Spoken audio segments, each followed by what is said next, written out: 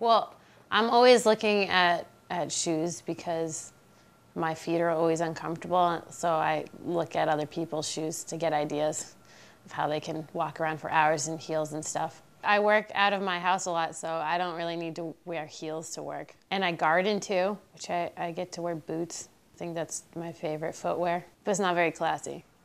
They're really comfortable. These are my running shoes. You have to replace these every year or so. Well, depending on how many miles you run.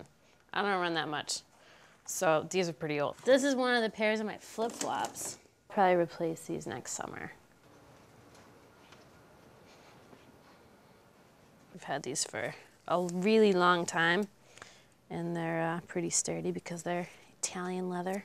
A couple pair of these in different colors for different occasions. I got these in high school, I think, and I just can't stand to give them away. I don't think I've worn them since high school. These are my cute boots. Can only wear them for like 2 hours before my feet start to really, really hurt. These are my my Birkenstock clogs. I don't know much about shoes, but these are really cute, I think. And they're short heels, so I can wear these for maybe 4 hours. If I could wear these all the time, I would. But they don't really go with the dress.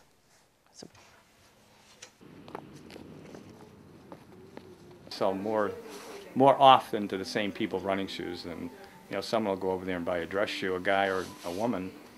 A year later, they might need another pair, but like I said, in running, 3 to 4 pair a year.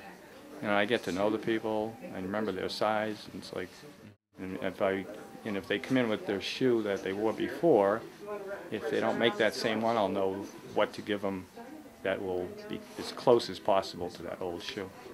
I could sell a pink shoe to a guy if it was the right shoe for him, and they come in here expecting the right shoe, and there's not many pink shoes for guys, but it's kind of an exaggeration. In running, nice looking is not as important as the proper fit and the proper shoe. When I joined the military, I learned that that was something very important to me. I started running 6 miles a day, 7 days a week. It's 42 miles a week, and it just came to where I had to have good shoes. And growing up, I started going to the same shoe store, and they really actually led me into what I would buy for shoes. For what I was doing, from hiking to skiing to running.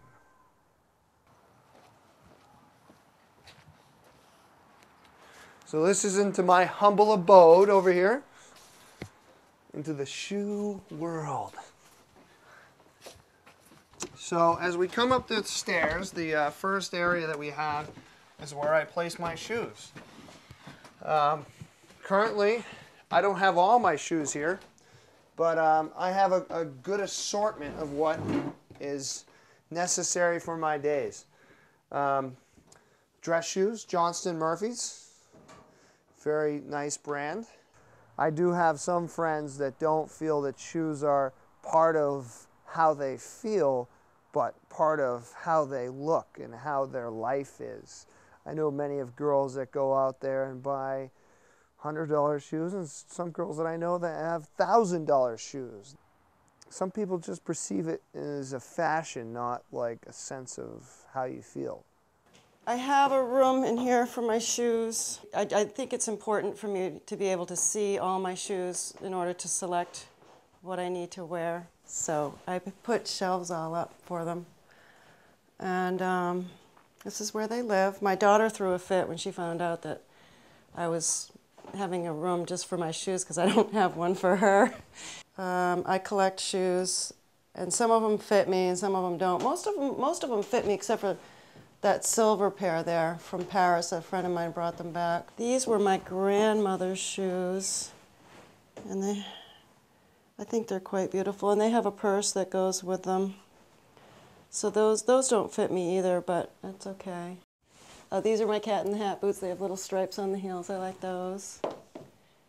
These are work boots. These are my favorites. I wear these all the time. These I wear all the time. I even had them put new heels on them not too long ago because I wore them out. For when it snows.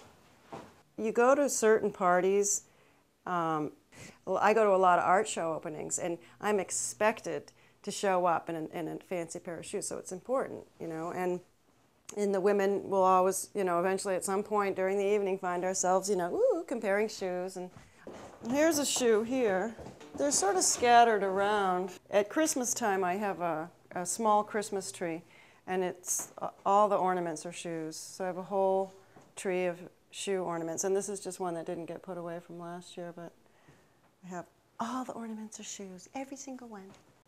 This was actually made by the same man that gave me these shoes. You see the little shoes?